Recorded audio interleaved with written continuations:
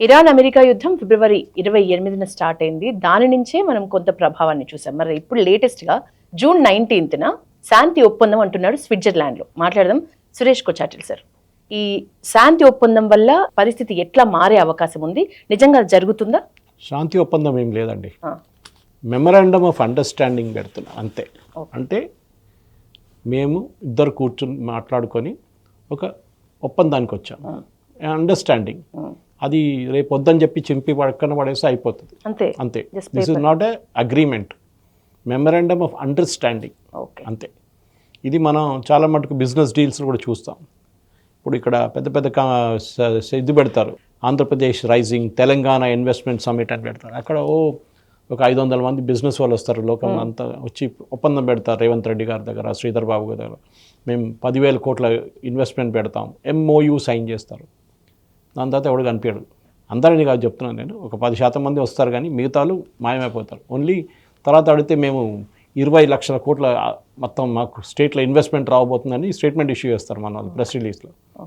దాంట్లో 20,000 పోయి 2,000 కూడా రాదు. సరే, ఇట్స్ అ డిఫరెంట్ మ్యాటర్. ఎందుకని అది అన్ని స్టేట్స్లో ఉంది ఆ ప్రాబ్లం. ఎందుకంటే that's a memorandum of understanding, it is not a agreement. Stamp paper మీద అగ్రిమెంట్ కాదు అది. ఓకే, అంటే వాళ్ళు ఒక ఎక్స్ప్రెషన్ ఆఫ్ ఇంట్రెస్ట్ ఇస్తున్నారు. ఇది కూడా అంతే. ఇక్కడ జరిగింది ఏంటంటే, ఇప్పుడు ప్రెసిడెంట్ ట్రంప్కి ప్రాబ్లం మెయిన్గా వచ్చింది. ఆయన ఎన్నో 39 సార్లు ఇదే అగ్రిమెంట్ ఉంది ఉంది ఉంది అని చెప్పిన మనిషి ఇప్పుడు ఇవాళ పొద్దున అనౌన్స్ చేసిండు మళ్ళీ. అది ఇరాన్ ఏమనట్లేదు. ఆయన అన్నారు ఇవాళ సంతకం పెడుతూ ఉన్నా, నా 80th బర్త్డే సంతకం పెడుతుంది, అది జరగలేదు. ఆయన పాపం చాలా డిసప్పాయింట్ అయిపోయాడు. ఇప్పుడు స్విట్జర్లాండ్ జరుగుతుంది అన్నారు.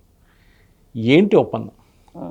ఒప్పందం కాదు, అండర్స్టాండింగ్. ఫస్ట్ ప్రెసిడెంట్ ట్రంప్కి డెస్పరేట్గా ఏం కావాలంటే ఆ స్ట్రెయిట్ ఆఫ్ హార్ముజ్ ఓపెన్ చేయాలి. ఎందుకంటే యుఎస్ ఒకటే కాదు, ప్రతి దేశంలో ఇంక్లూడింగ్ మనది కూడా పెట్రోల్ ప్రైసెస్ పెరిగినాయి, డీజిల్ పెరిగినాయి, గ్యాస్ ప్రైసెస్ పెరిగినాయి, అన్నీ పెరిగింది. ఒక్క దేశం కూడా ఇంపాక్ట్ కాలేని అన్ని దేశాలు. అమెరికాలో $30 ఉన్న గ్యాస్ ఇప్పుడు $4 అయిపోయినాయి. సో వాళ్ళకి ఇంపాక్ట్ ఉంది అది. ఓకే, పర్ గ్యాలన్ ప్రైసెస్ అనమాట అక్కడ.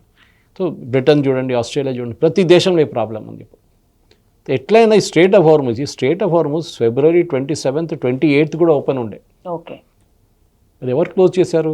ఇరాన్ క్లోజ్ చేశారు. ఎందుకు క్లోజ్ చేశారు? మీరు యుద్ధం మొదలు పెట్టారని చెప్పి. ఇప్పుడు మీరేమంటున్నారు? నేను యుద్ధం ఆపేశాను చూడండి అందరూ, మీరే కదా యుద్ధం మొదలు పెట్టింది, మళ్ళీ మీరు ఆపడం ఏంటి పెద్ద పని? మీరు 2వ రోజు కూడా ఆపొచ్చు. మీరు ఫిబ్రవరి 28th మార్చ్ 2nd ఆపేసాం, అయిపోయింది యుద్ధం అని చెప్పొచ్చు కదా, మనం మోదీ గారు చేసినట్లనే. యుద్ధం స్టార్ట్ చేయడం చాలా ఈజీ, యుద్ధం ఆపడం ప్రాబ్లం. ఎక్కడ ఆపడానికి తెలియాలి. అది రష్యా యుక్రెయిన్ 4 సంవత్సరాల నుంచి కొట్టుకుంటున్నారు. ఇజ్రాయెల్ హెజ్బుల్లా 40 సంవత్సరాల నుంచి కొట్టుకుంటున్నారు. ఎక్కడ ఆగట్లేదు అది. You should know way to stop. అది అమెరికాకి తెలియట్లేదు. ప్రెసిడెంట్ ట్రంప్కి దీనికి ఎందుకు వెళ్ళానో ఫస్ట్ తెలియదు ఆయనకి. ఆయన వెళ్ళే ముందు కొన్ని కండిషన్స్ పెట్టారు, మీరు చూసుంటారు. ఒకటి రెజీమ్ చేంజ్. అక్కడ ఉన్నది ఇస్లామిస్ట్ రెబెల్స్, హార్డ్ కోర్, అది ముల్లాలు గిల్లాలు వీళ్ళంతా తీసి పక్కన పడేయాలి, వీళ్ళు రాకూడదు, నేనే డిసైడ్ చేస్తాను నెక్స్ట్ లీడర్ ఎవరు, నేనే ఇంటర్వ్యూ చేస్తాను, నేనే కిరీటం పెడతాను ఆయనకి, నేను పట్టాభిషేకం నేనే చేస్తానన్నారు. ఏం జరగలేదు. ఇప్పుడున్న రెజీమ్ కన్నా చాలా స్ట్రాంగ్ రెజీమ్ వచ్చింది మళ్ళీ ఇప్పుడు. దాని తర్వాత ఏం చేశారు? నేను స్ట్రెయిట్ ఆఫ్ హార్ముజ్ తర్వాత బంద్ చేశారు. దానికన్నా ముందు ఆయన అన్నారు న్యూక్లియర్ వెపన్స్ అన్నారు. న్యూక్లియర్ వెపన్స్ అసలు ఇరాన్ ఉంచుకోకూడదు అన్నారు. ఏం జరిగింది? ఇప్పుడు దాకా దాని గురించి మాట్లాడలేదు. నేను బాంబ్ చేసాం కదా, అది మొన్న జూలైలో, అది న్యూక్లియర్ డస్ట్ అక్కడ మేము వెళ్ళి తెచ్చుకుంటామన్నారు. వాళ్ళ దాకా వెళ్ళారా తెచ్చుకోవడానికి? ఏం చేయలేదు.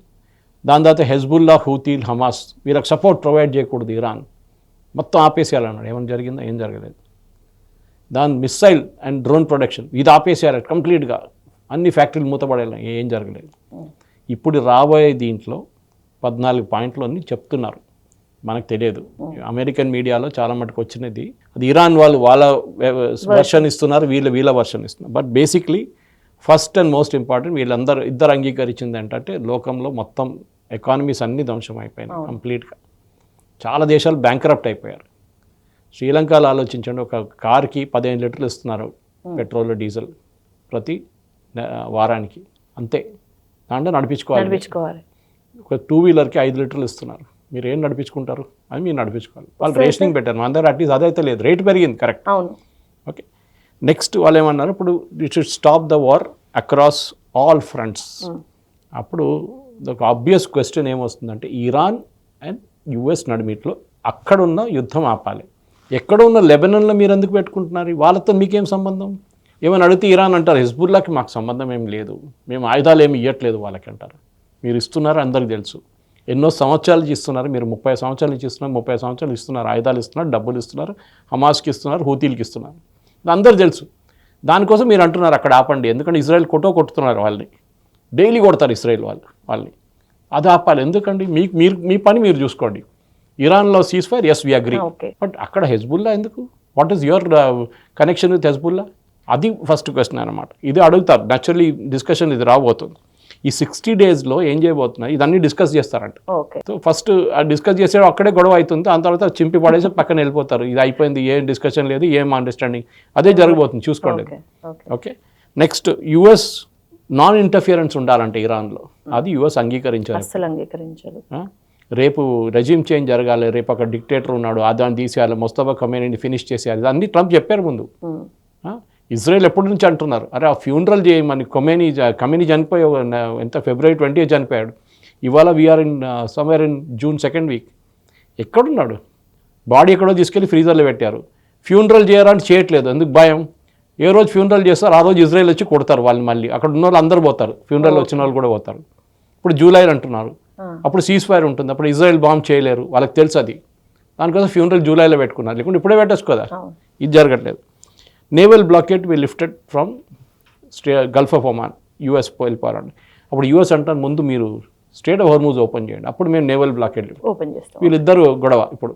ఓకే, ఇరాన్ ఏమంటారు, కాదు మేము ఒమాన్తో మాట్లాడుతున్నాం, మేము ఒక టోల్ కలెక్ట్ చేయబోతున్నాం అంట. అది వాళ్ళు ఏదో ట్రాన్సాక్షనల్ ఫీజో ఏదో అంటున్నారు, ట్రాన్సాక్షన్ ఫీజో, అది కొంచెం అక్కడిక్కడ వెళ్ళిన సూయస్ కెనాల్ లాగా మేము కూడా కొంచెం కలెక్ట్ చేసుకుంటాం ఫీజు. అది అమెరికా అంగీకరించట్లేదు, నో సారీ అంటున్నారు, అది అక్కడే ఆగిపోతుంది. అది కూడా next US to withdraw forces around Iran, నాకు అర్థం కాదు, అక్కడున్న బేస్ నుంచి విత్డ్రా చేయమంటారా? ప్రతి స్టేట్ గల్ఫ్లో Saudi Arabia, UAE, Bahrain, Qatar, Kuwait, Oman, అన్ని దేశాల్లో అమెరికన్ ఫోర్సెస్ ఉన్నారు, అమెరికన్ బేసెస్ ఉన్నాయి. ఇన్ఫాక్ట్ ఖత్తర్లో they are the biggest Al Udeid అని చెప్పి బేస్ ఉంది, ఇట్స్ ద బిగ్గెస్ట్ బేస్ లోకంలో, ఎక్కడ లేదంత పెద్ద బేస్ ఉంది అక్కడ.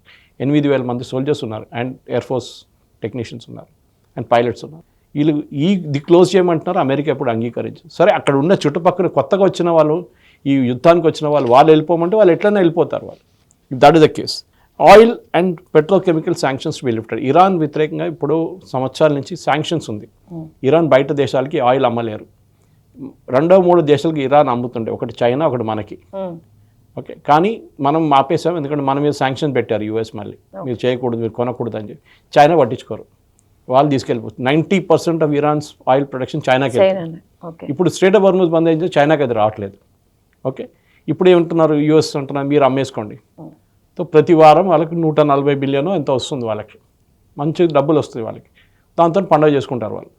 ఇది యూఎస్ చేస్తున్న, ఆలోచించండి, ఈ కన్సెషన్స్ అంతా లేకుండే ముందు ఇప్పుడు ఇవ్వాల్సి వస్తుంది ఇదంతా. ఎందుకు? యుద్ధానికి వెళ్ళారని చెప్పి గెలవడం పోయి ఓడిపోయారు అమెరికా.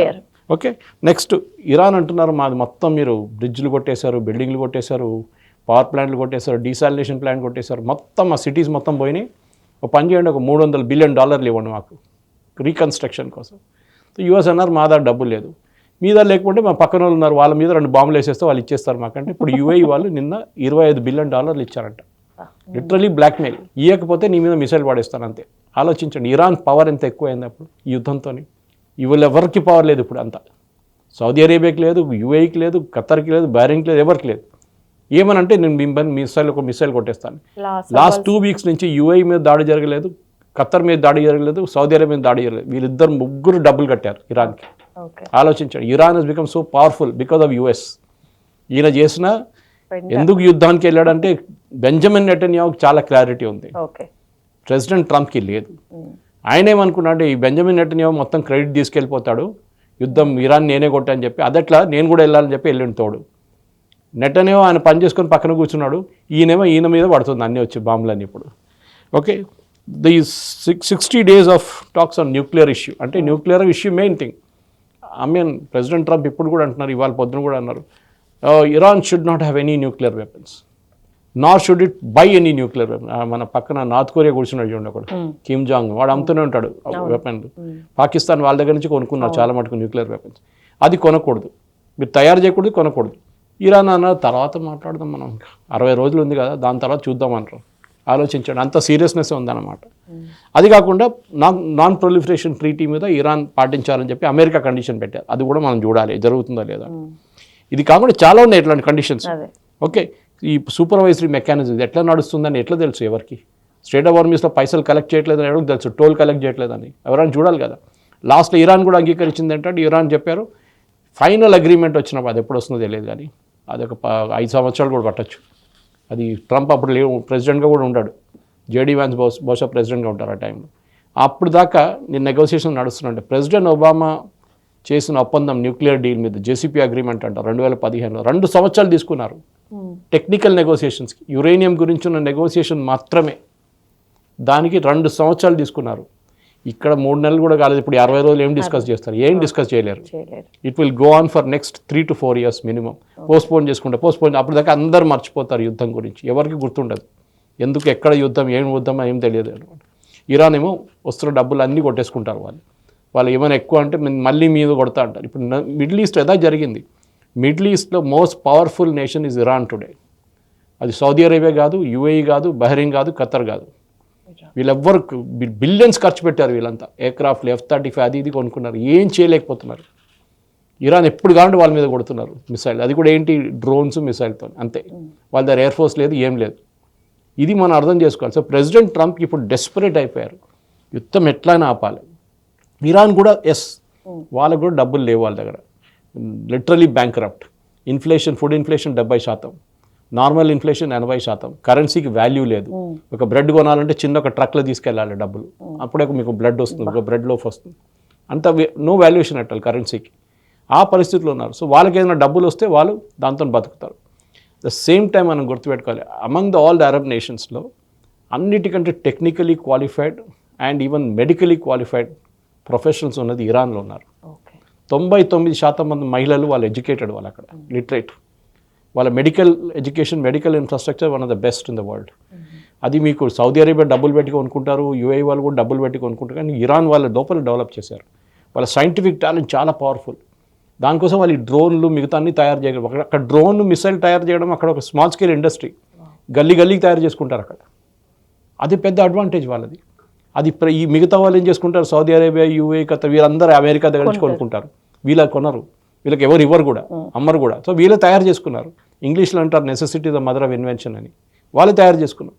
సో ఇప్పుడున్న యుద్ధంలో ఇప్పుడు ఈ ఒప్పందం ఫ్రైడే చేయబోతున్నారు అంటున్నారు, MOU. చూద్దాం. నాకైతే హ్యావ్ ఆల్ మై డౌట్స్. నేను ఒక్కరే కాదు, మీరు ఏ అమెరికన్ ఛానల్ చూసినా కానీ ఎక్సెప్ట్ ఫాక్స్ న్యూస్, మిగతా అందరూ అదే అంటారు, దట్ ఇది సక్సీడ్ కాదు, ఇది ప్రెసిడెంట్ ట్రంప్ ఈగో కోసం. నేను ఇంకొక యుద్ధం ఆపాను చూడండి. యుద్ధం ఎవరు మొదలు పెట్టారండి? మీరే మొదలు పెట్టారు. మళ్ళీ మీరు ఆపడం ఏంటి? ఇదే అర్థం కాదు ఆయనకి. నేను రష్యా, మన ఇండియా పాకిస్తాన్ యుద్ధం ఆపాను, అక్కడ థాయిలాండ్ కంబోడియా యుద్ధం ఆపాను, అదే ఇండియా పాకిస్తాన్. సొమాలియాలో ఎవడో ఇద్దరు కొట్టుకున్నారంట రోడ్డు మీద, అది కూడా నేనే ఆపాను. ఇదంతా నేనే ఆపాను అంటాడు. మళ్ళీ ఈ యుద్ధం ఎవరు ఆపారు? నేనే ఆపాను, తెలుసు కదా మీకు. కానీ మళ్ళీ అడగాల్సిన ప్రశ్న, ఎవరు మొదలు పెట్టారు? మీరే మొదలు పెట్టారు, మీరే బాంబింగ్ చేశారు February 28th. మళ్ళీ మీరు ఆపడం ఏంటంటే ఇది? మీరు ఎప్పుడు కావాలంటే మీరు ఆపొచ్చు, కావాలంటే మీరు చేయలేదు. మీరు అనుకున్నారు ఇరాన్ని కొట్టి ఇరాన్ ఫినిష్ చేద్దాం, వాళ్ళు ఫినిష్ కాలేదు. వాళ్ళు 8 సంవత్సరాలు సద్దాం హుసేన్తో పోరాటం చేశారు. వాళ్ళకి తెలుసు they are in for the long game. మేము ఏం చెప్తారు, మేము పోతాం కానీ తోడు వాన్ కూడా తీసుకెళ్తాం మేము. ఆ సంగతి ఉండేమన్నమాట ఇరాన్. సార్ 6 నెలలు, నెక్స్ట్ 6 months మన మీద ఏమైనా ఎఫెక్ట్ ఇంకా ఉందా సార్? ఎందుకంటే యుద్ధం వల్ల ఆల్రెడీ మనం ఎఫెక్ట్ అయినాం కొంత, ఇంకా ఎఫెక్ట్ $86 వచ్చేసిందండి. $100 ఉన్న క్రూడ్ ఆయిల్ ఇప్పుడు 86 వచ్చింది. 90 ఉండే, 4% తగ్గింది ఓవర్ నైట్. ఇంకా తగ్గుతుంది, కానీ ముందు ఆయిల్ ఫ్లో కావాలి. దానికోసం ప్రెసిడెంట్ ట్రంప్ చెప్పారు చూడండి, let the engines roll, let the wheels roll, let the oil flow. Oil flow కావాలి. మార్కెట్లో సప్లై ఇప్పుడు లేదు, డిమాండ్ ఉంది. ఎకనామిక్స్లో నేర్పిస్తారు సప్లై అండ్ డిమాండ్. ఒకసారి సప్లై ఎక్కువ కాగానే డిమాండ్ తగ్గిపోతుంది, తగ్గడం కాదు రేట్ తగ్గిపోతుంది. ఓకే, సో అది ఇప్పుడు జరుగుతుంది. ఇప్పుడున్న 86 ఒక 80కి రావచ్చు, లేకుంటే 78కి రావచ్చు. దానికన్నా కింద పర్ బ్యాలర్ రాదు. It will not happen. Sir ఎందుకు మన ప్రధాని ఖర్చులు తగ్గించుకోండి, బంగారం వెండి ఇట్లాంటివి కొనొద్దు కొన్ని రోజుల పాటు అట్లా చెప్పినారు? అసలు ఈ కమెంట్స్ ఎందుకు చేసినారు? ఈ సూచనల్ని మనం ఎట్లా తీసుకోవాలి?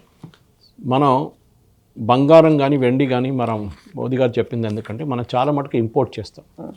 నా దగ్గర ఎగ్జాక్ట్ ఫిగర్స్ ఇప్పుడు లేదు, కానీ దీనికన్నా ముందున్న డిబేట్స్ నేను చెప్పాను దీని గురించి. మన దేశంలో బంగారం కన్నా అంటే క్రూడ్ ఆయిల్ కన్నా ఎక్కువ మనం బంగారం ఇంపోర్ట్ చేస్తాం వాల్యూ వైజ్. ఓకే. కానీ క్రూడ్ ఆయిల్ కూడా 17,200 crores, ఇది 7,000 crores అనుకుంటా బంగారం. మోదీ గారు కొనొద్దని చెప్పట్లేదు, ఎందుకంటే మన దగ్గర ప్రతి గ్రామ్ కూడా మనం బయట నుంచి తెప్పించుకుంటున్నాం. ఇప్పుడు అంత అర్జెంట్ ఉన్న వాళ్ళు, పెళ్లి ఉన్న వాళ్ళు కానీ మిగతా వాళ్ళు కానీ వాళ్ళు తీసుకుంటారు, వాళ్ళు కొనాల్సి వస్తుంది వాళ్ళకి. కానీ అందరు కొనాలన్నా లేదు కదా ఇక్కడ. సో కొంచెం తగ్గించుకొని ఇప్పుడు తగ్గండి. ఒకసారి యుద్ధం బంద్ అయితే దెన్ వీ విల్ సీ. ఇప్పుడు మన వైపు కూడా క్రూడ్ ఆయిల్ చూస్తున్నాం.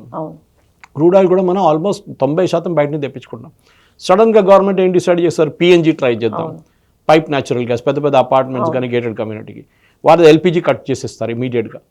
మంచి మూవ్ అది, చేయాల్సింది. గ్యాసిఫికేషన్ చేస్తున్నారు, అది కూడా మంచి ప్రాసెస్. అందరు బొగ్గు చాలా ఉన్నాయి, గ్యాసిఫికేషన్ ప్రాసెస్ చేద్దాం. ఇప్పుడు నేను ఇప్పుడే న్యూస్ చదువుతున్నాను మీతో మాట్లాడే ముందు, మన కంట్రీలో 50% ఇప్పుడు మన రిన్యూవబుల్స్ నుంచి వస్తుంది మన పవర్. 50% ఆలోచించండి. సో బిగ్ థింగ్, విండ్ కానీ సోలార్ కానీ మిగతా దాని నుంచి. సో ఇది మనం చేయాల్సింది అనమాట. So we should focus on మన క్రూడ్ ఆయిల్ ఎంత తగ్గించుకోవచ్చు కన్సమ్. చైనాని చూడండి, వాళ్ళు ఆల్మోస్ట్ 95% వాళ్ళ వెహికల్స్ ఎలక్ట్రిక్ వెహికల్స్ అయిపోయింది.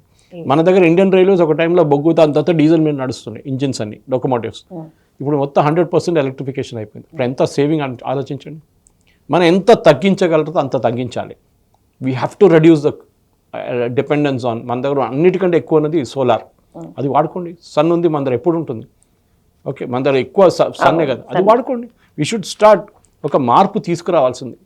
ఇప్పుడు అందరు డిమానిటైజేషన్ గురించి మాట్లాడతారు, మీరు కూడా ఒకసారి మెన్షన్ చేశారు దీంట్లో. డిమానిటైజేషన్ తప్పేముందండి, బాగా జరిగింది, మంచిదే.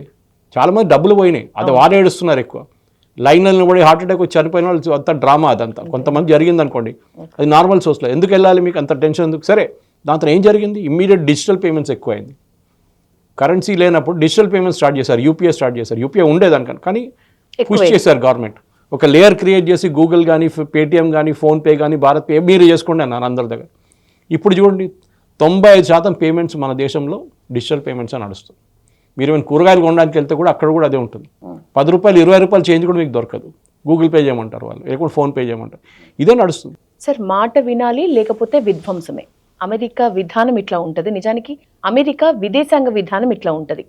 మన ఉద్యోగాలు కానీ, మన ఇండియన్స్ ఎవరైతే ఉద్యోగాల కోసం వెళ్తున్నారో వాళ్లకు కానీ వీళ్ళు పెట్టిన ఆంక్షలు ఎప్పటివరకు ఒక కొలిక్కి వస్తాయి. ముఖ్యంగా సరుకు రవాణా విషయంలో మన దేశం మీద అమెరికా పెట్టిన ఆంక్షలు ఒక కొలిక్కి ఎప్పుడు వస్తాయి? అమెరికా మన మీద పెట్టిన ఆంక్షలు మెయిన్లీ, మీరు ఇరాన్ గురించి మాట్లాడుతుంటే ఇరాన్ వైపు నుంచి మనం ఆయిల్ తెచ్చుకుంటే ప్రాబ్లం ఉండే ఇప్పుడు అది లేదు కదా, తీసేశారు, శాంక్షన్స్ అయిపోయి. రష్యా ఒకటే మనకి ఇష్యూ ఉంది. ఇంకా రష్యా దగ్గర నుంచి మనం ఇప్పుడు కొంటున్నాం, కానీ ఎన్ని రోజులు ఉంటుందో తెలియదు అది. కానీ ఒకసారి ఇరానియన్ ఆయిల్ మార్కెట్లో ఫ్లో అయితే దాన్ని డెఫినెట్గా రేట్లు తగ్గుతుంది. ఇరాన్ దగ్గర నుంచి మనం చాలా మటుకు మన దగ్గర చాబార్ ఫోర్ట్ అనే ఫోర్ట్ ఉంది, ఇరాన్ పోర్ట్ ఉంది. ఆ పోర్ట్లో మనకు ఒక 2 బర్త్స్ ఉన్నాయి చాబార్ పోర్ట్లో, అది మనం వాడుకోవచ్చు కావాలంటే. సో అది కూడా మనకు పెద్ద అడ్వాంటేజ్గా ఉండిపోతుంది. ఎందుకంటే అక్కడి నుంచి మనం తుర్క్మెనిస్తాన్, ఉజ్బెకిస్తాన్ అక్కడి నుంచి మనం వెళ్ళొచ్చు, మన ప్రోడక్ట్స్ అన్ని పాకిస్తాన్ నుంచి వెళ్ళకుండా. అదొక పెద్ద అడ్వాంటేజ్గా ఉంటుంది. ఇప్పుడు ఇరాన్ దగ్గర డబ్బులు లేవు ఎక్కువ, ఇరాన్ మన దగ్గర దాని మీద ఇంకా పెట్టుబడి పెట్టమంటారు, మనం వాడుకోవచ్చు దాన్ని. సో ఇరాన్ మనని మర్చిపోరు, ఒక మాట గుర్తుపెట్టుకోవాలి. ఇరాన్ దగ్గర శాంక్షన్స్ ఉన్నప్పుడు 2 దేశాల మీద తెప్పాను దీనికి ముందు. ఒకటి చైనా ఉండే, ఒకటి మనం ఉండే, ఆయిల్ కొనుక్కున్నాం. కానీ చిన్న దేశాలు కొన్ని ఉన్నాయి, కానీ పెద్ద 2 దేశాలు మనమే. సో వాళ్ళు మనకు డెఫినెట్గా ఈ యుద్ధం కాగానే కావాల్సిన బెనిఫిట్ మనకు డెఫినెట్గా వాళ్ళు ఇస్తారు, దాంట్లో డౌట్ లేదు. Thank you sir, thank you very much.